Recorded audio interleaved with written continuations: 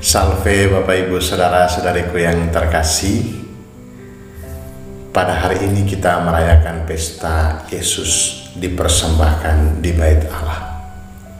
Suatu perayaan penting setelah 40 hari kelahiran Tuhan Yesus. Kita sungguh-sungguh dihantar untuk membaharui diri. Pesta yang sebelumnya dikenal sebagai pesta pemurnian Maria, kemudian dikenal sebagai pesta cahaya, di mana Yesus menjadi terang bagi umat Israel dan juga terang bagi segala bangsa. Saudara-saudari yang terkasih, dalam permenungan kali ini, dalam pesta Yesus dipersembahkan di Bait Allah, saya menghantar kita semua untuk merenungkan beberapa hal penting atau pokok-pokok permenungan yang bagi saya perlu kita renungkan, perlu kita hayati bersama, dan kemudian kita lakukan dalam kehidupan kita.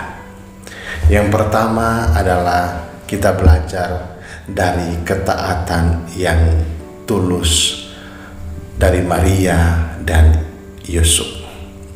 Dua orang sederhana yang dipakai Tuhan. Mereka sadar dan tahu bahwa anak yang dilahirkan, yakni Yesus, adalah anak Allah, putra Allah yang hidup. Tetapi mereka sebagai orang Yahudi taat pada hukum Musa dan melakukan sebagaimana yang diperintahkan, yakni mempersembahkan kesulungan, mempersembahkan anak yang sulung ke Baitnya yang kudus. Maka mereka datang membawa Yesus dengan 2 burung tekukur. Di sana jelas bahwa ini menjadi gambaran orang yang sederhana. Persembahan kurban yang biasanya kambing dan domba, tetapi Yusuf dan Maria datang mempersembahkan 2 burung tekukur, menggambarkan tentang kesederhanaan, tentang kemiskinan dari keluarga ini. Mereka tetap taat pada hukum Musa, melakukan apa yang diperintahkan, dan sungguh memenuhi apa yang telah dirindukan dan diharapkan oleh semua bangsa.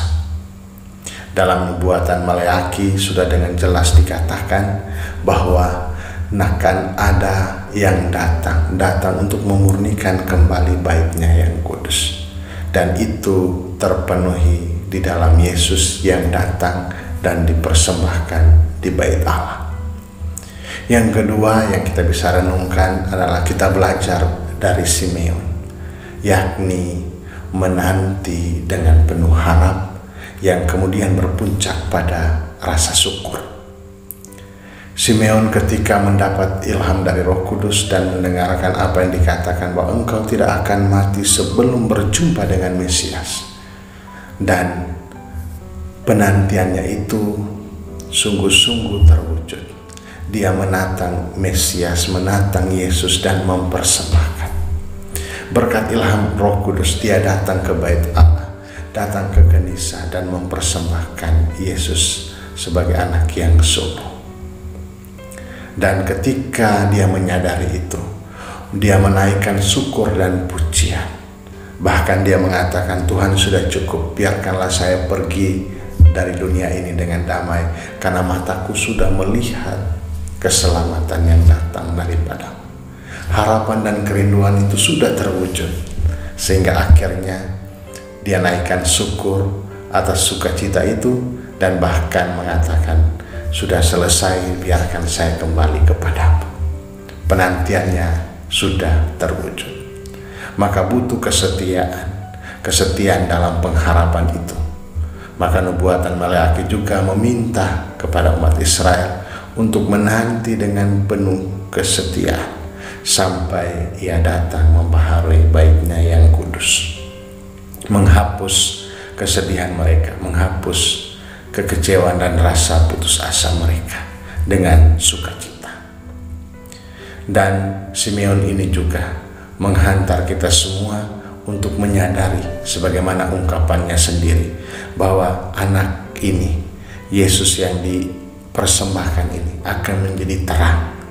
Terang inilah yang kemudian dimaknai dalam peristiwa cahaya atau dalam perarakan lilin yang kita lakukan pada saat misa, untuk mengingatkan kembali bahwa Kristus sebagai sang terang, sang cahaya yang menerangi segala bangsa.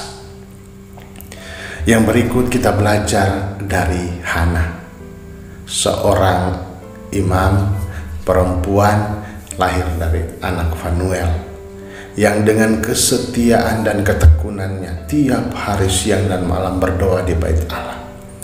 Karena ketekunannya itu, maka dia mengenal bahwa siapa yang akan datang, sehingga kemudian dia bisa bercerita, bisa mengatakan tentang siapa itu Yesus bagi semua orang. Meski demikian, di akhir Injil juga ditegaskan bahwa poin penting yang perlu kita renungkan, kita belajar dari Maria, bahwa akan ada sebuah pedang yang akan menikam di hatimu. Maka Bapak Ibu saudara-saudara yang terkasih, terang dan cahaya Kristus itu senantiasa menerangi kita. Ilham Roh Kudusnya senantiasa membuat kita menanti dengan setia. Begitu juga pengorbanannya, keselamatannya. Dia yang mengalami pencobaan, tetapi juga mau datang untuk menyelamatkan kita yang dicobai, sebagaimana diungkapkan dalam surat kepada orang Ibrani. Maka kita semua sadar bahwa pencobaan-pencobaan, pedang yang akan menembus hati kita karena kita percaya pada Kristus akan senantiasa ada.